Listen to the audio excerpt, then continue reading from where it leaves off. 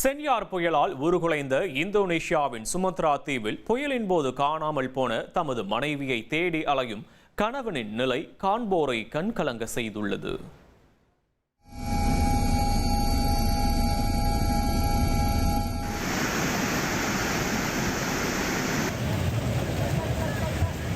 வங்கக்கடலில் உருவான சென்யார் புயல் தாய்லாந்து மற்றும் இந்தோனேஷியாவில் பேரழிவை ஏற்படுத்தியது.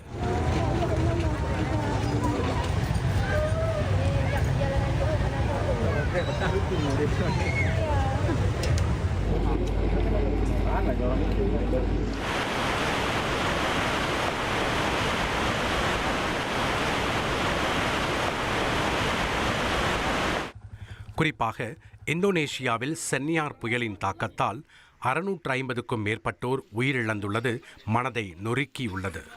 இப்படி இருக்க வெள்ளப்பெருக்கில் அடித்துச் செல்லப்பட்ட வீட்டிலிருந்த தனது மனைவியை தேடி அவரது கணவர் வீதி வீதியாய் அலையும் காணொளி வெளியாகி காண்போரை கண்கலங்கச் செய்துள்ளது.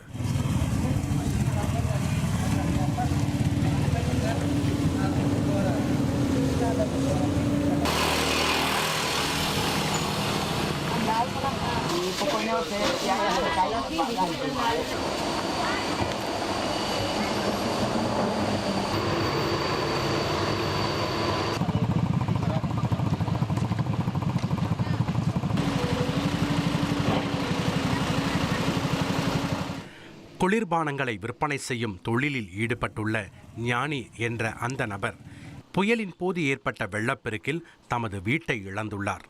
ஆற்று வெள்ளத்தில் மனைவி அடித்துச் செல்லப்பட்ட நிலையில் அவரது புகைப்படத்துடன் ஞானி ஒவ்வொரு இடமாக சென்று மனைவியை தேடி வருகிறார்.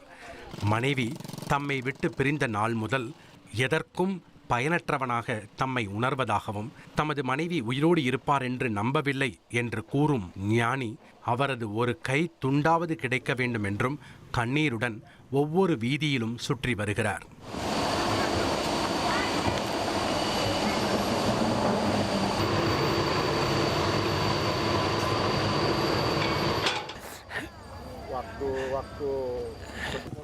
மீட்பு பணியில் ஈடுபட்டுள்ளவர்கள், கடை வீதிகளில் செல்பவர்கள் என பார்க்கும் நபர்களிடமெல்லாம் தமது மனைவியின் படத்தை காட்டி அவரை பார்த்தீர்களா என்று ஞானி கேட்பது காண்போரை கலங்கச் செய்கிறது.